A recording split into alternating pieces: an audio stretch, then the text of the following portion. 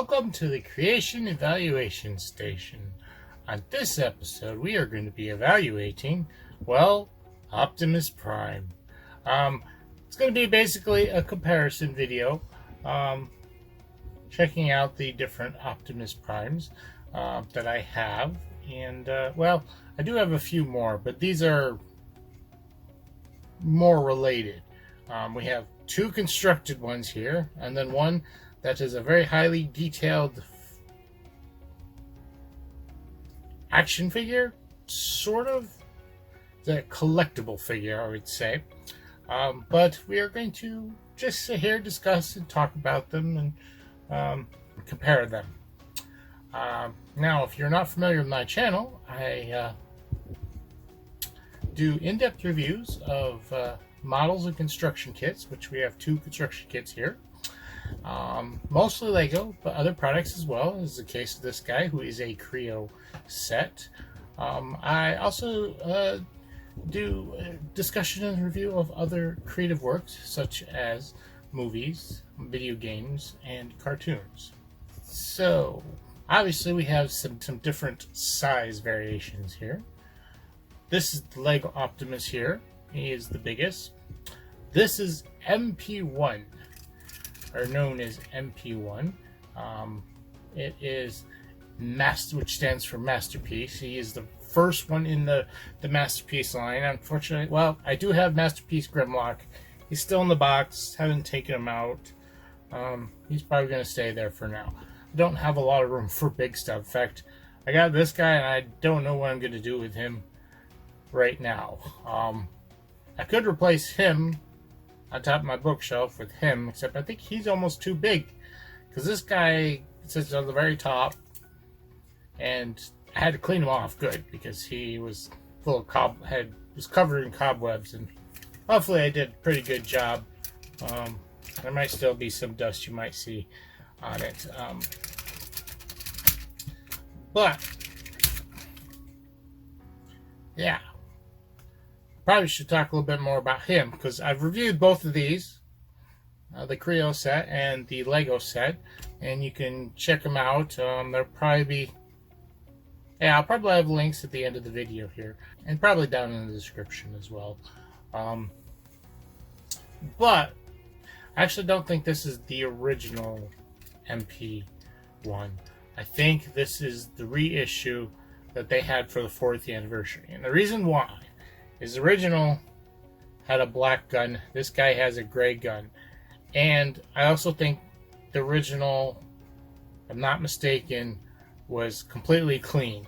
This guy, if you can't tell, has like smolder marks on him. They're damage marks. Painted on purpose. He's been through a battle. And I like that. I think this is cool. But I have a bit of a story. I had the original. And I ended up selling it off, unfortunately. I left it in the box, and it was worth quite a bit because it was the original with the black gun. The black colored gun is the original color of the gun. I'm not sure why they chose this gray color, except to separate him from the original. But that's the story behind the gray gun and him overall. I wished I hadn't had to sell the other one, but there were things going on then, and I was happy I hadn't opened the better version of him. Not saying that this guy's bad, because I like the battle damage on it, and yeah, that's his backstory, or at least his personal backstory. Now, this guy is actually got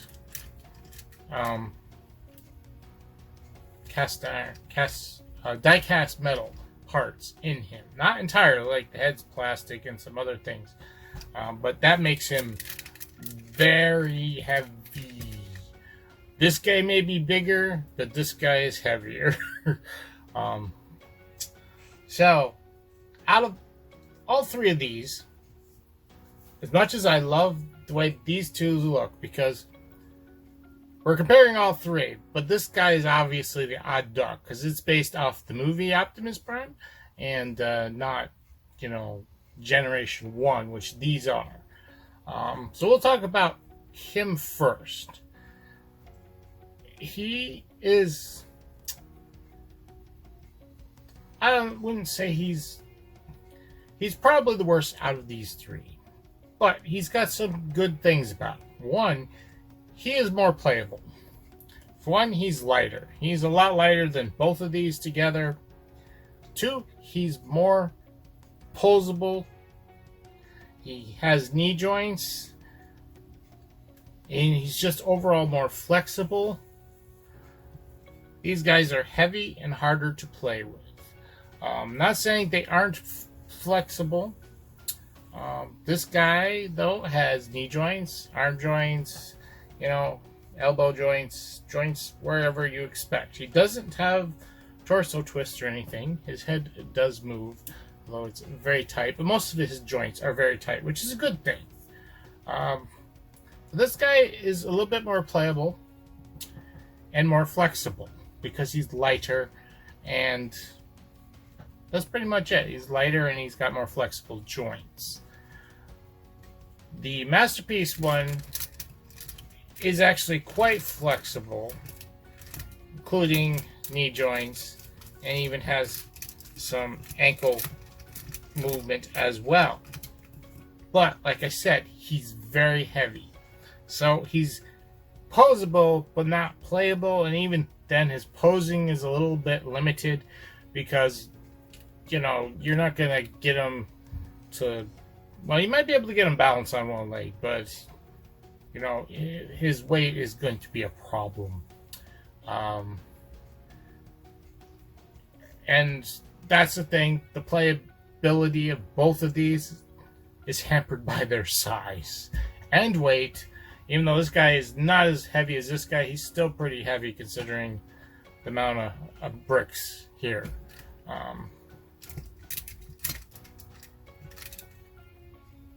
They might weigh about the same. I don't know. It's hard to tell.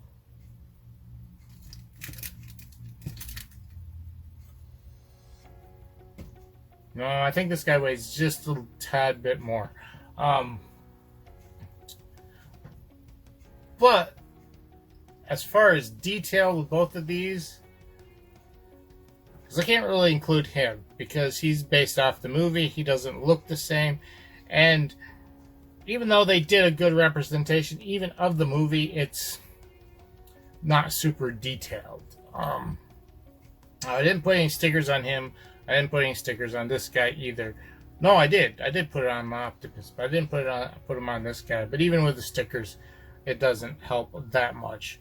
If you don't remember the movies, at least the earlier movies, he had flames and stuff in his truck mode, which also showed up pretty much on his legs in robot mode, and you don't have that here, and even the stickers don't represent that. But he is a decent representation of what you got in the movie. He's just not entirely super accurate. I think it's probably pretty impossible to get super accurate with these guys from the movie, partially because those robots had so much intricate detail. I say intricate detail, but they I also call them junk bots because they have so many parts that shift around or whatever. Like, you see this Optimus or this Optimus, there are smooth surfaces. There's very few smooth surfaces on these Transformers from the movie. So it's really hard to get a good representation of them. But what they did here, they tried to do.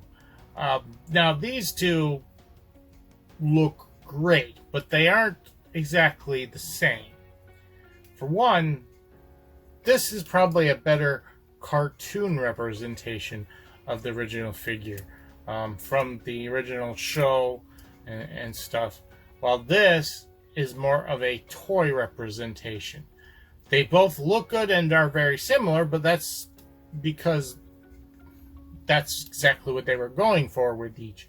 But this is a more toy representation. It's got less detail than this guy. Not that the original toy didn't have detail, but it's got a little bit. It's not too much. I don't have the original toy, but I know what it looks like. I have, looked at it for years. But yeah, and you can see there's more of a streamlined look here with the body. Well, the main body is a little bit more boxier, and this is more accurate to the original toy, and it's supposed to. So comparing these together is kind of questionable because they are based off from two different things, sort of. The animated version was based off from the toy, but they streamlined it a little bit, for animation purposes, whatever. Now these both transform, and they look fine in their transformed modes. I'm not going to transform them here. You can see the video for this one. This one, I'm just not going to do it. I don't remember. I think it has similar transformation as this guy, but also just don't want to mess around with him too much. It's been a while since I've done that, and I also don't have the instructions right handy. I do have them, they're just buried somewhere. I have a lot of buried stuff to deal with. So these are really good appearance wise, but and definitely beat out this guy with appearance. Even if you're not comparing them to the original, because this guy definitely isn't based on the original anyways, these two look better. Yet these are different because they're based separately on two different things. This is based on the show, and this is based on the actual toy. They both have similar transformations. This one is definitely very same simple transformation that the original had. This one's a little bit more complex. I believe it does transform similarly, but there's more tidbits and things to move around because of the higher detail that this guy has. And then this guy has a lot of detail. He's got even little pistons along the side on the back of his arms that you can't see, but see them moving? They move with his arm as you pose it. It's really cool.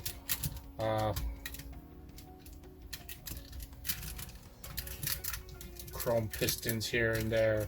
So this thing has a lot more detail that this guy doesn't. But it was designed that way, and this was designed more on the original toy that also had, less detail in robot mode. Because there's limitations when you go to create a transformer. There just is. I mean, they're great and all, but they're not going to be perfect. They just aren't. I think they've improved over the years, but they're definitely not going to be a perfect, look. This guy is more playable. These guys are less so. But these two are actually transformable. This one is not. This guy looks really good in vehicle mode though, but so do these. So I say, as far as vehicle modes, they're probably on par with each other. Slightly different vehicle modes, as this guy is a Mack truck, while these are not. Yeah. Now, you'll notice these two both have guns. This guy does not. That was a disappointment with this. There's nothing in the instructions. There's a lot of leftover pieces where you could probably build some kind of gun. I don't remember in the movie. He did have a gun, but didn't exactly look like his Generation 1 version. But it's probably still possible to build one with the parts that were left over. There's quite a bit. There was more parts that went into the vehicle mode than into the robot mode, so there was quite a bit left over. Yeah, so these guys both have guns. Obviously, this guy has a gray gun, which is less accurate, but if you have the actual original MP1, then you've got the black gun, which looks just like this. This is accurate. Oh, and also, both of these come with his Energon axe. I don't have it with me at the moment, but they both have Energon axes that they get. This guy still doesn't have any weapons to compare with. Like I said, this is based on toy, this is based on a show, and it's got a few extra gimmicks. For one, there is a button on the back of his head that can make his mouth move. So you can have Optimus Prime talk. And that's pretty neat. Have some features like that in there. Yeah, so, and this is die-cast metal, like I said before. But there was the original Optimus Prime also had die-cast metal. And something you wouldn't get with Lego, but you wouldn't expect that for Lego because Lego is Lego. It's supposed to be it's their high-quality plastic bricks. There's nothing wrong with that. But that is one thing that this guy does have that harkens back to the original. Very heavy. Doesn't fall over too easy. He does bend forward a little bit, but some of that's just weight on the joints, and he can be easily popped back further or stuff. Some of his balance, his arms, that's one thing I would say is a good thing that they did with this. Is they put the backpack on here, it balances out, because he has a tendency to bow forward a little bit too, just like this guy, because of the front of his chest being heavier. Oh, speaking of chests, no Matrix, but then again, this was not really part of the movie, but these guys both have opening chests with Matrix inside. Except my Matrix is missing with this guy. Oh no. Dang. Oh, there we go. Opens up further. Yeah. Chest opens up and there is a Matrix inside. Both these open up and then the bottom flips up. This guy also opens up like so, and we have a Matrix inside. Now this one is much easier to get out than this guy. His is quite a ways back in that, but he does have the Matrix in there. I think it comes out. I don't remember now. But he's got it in there. Chest opens up and everything.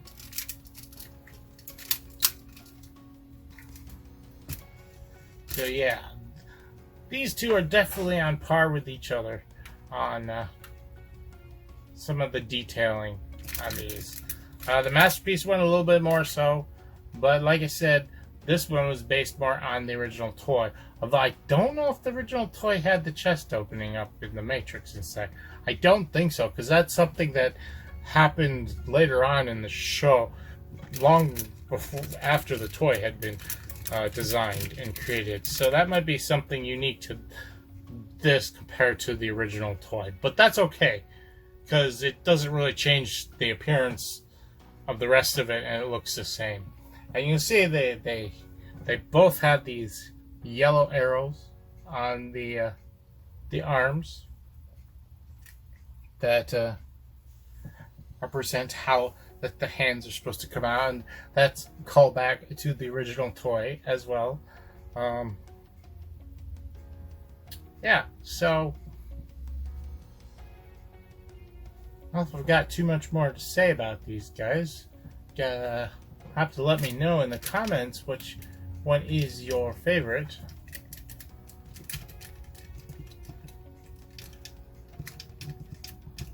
Oh, this guy, his battery is probably dead, but he's also has a voice box where he talks like Optimus Prime. I'll have to check that out. I hope the batteries aren't still in there and they're corrupted. Hopefully I thought to take him out. I try to do that because I don't sit and play with them, and I don't want the electronics to get damaged from a battery rot over time. That would just suck. This guy doesn't talk, but that is one more point for this guy above this other guy here. But yeah, let me know what you guys think. Which one's your favorite down below. This was fun. This is the kind of my finale here with my Transformer videos. I'm sorry it took so long getting out. I had a lot of, I was trying to get all those Dominion sets done. Those are finally wrapped up, although I'm still going to do a few more Jurassic Park sets after these. This week has been just wrapping up things. I have a Ninjago video I need to work on too, although I don't know if that'll get done by the end of the week. We'll see how long it takes me to get this video out. Yeah, let me know which one's your favorite. I'm guessing most people will go for one of these. I mean, although there are people who have grown up with the Bayformers and they might like this one more. Like I said, this one is much more playable. He's lighter, he's much more playable, and I just pulled off things at the bad spot. But anyways, if you enjoyed this video, please give it a like, and if you haven't yet, subscribe, and of course comment. Let me know what you guys think of all these. Which one's your favorite? Obviously, there's other Optimus Primes out there, and I have some of the other Optimus toys as well. But these are more relevant as these two are brick based, and this guy is supposed to be Generation 1, just like this guy. The other Optimuses I have are different ones from over the years. I don't have the original, but I think I've got like in some Armada ones and stuff like that. I don't have a lot of Optimus Primes, but anyways, let me know what you think of all these, or individually. What would you like to see in a buildable Transformer? Anyways, I don't know if Lego's gonna do more of these. Kre-o's done, pretty sure. I'm going to be doing some more videos on Kre-o eventually. Might throw... I'm not going to redo this guy, but I'll throw him into a playlist with the other ones that I do. We're going to do a series. I'll do a series on that, on not just Transformers. I didn't do just Kre-o Transformers, but on the line as a whole, we'll look at it, see their quality, see how they changed over their shortish run. I mean, they were out for a couple years. They kind of petered out. I still have a couple sets I haven't even put together yet, so we'll get a full review on some of those. And anyways, that's it for me here at the Creation Evaluation Station. I am back here, reminding you that creativity is key.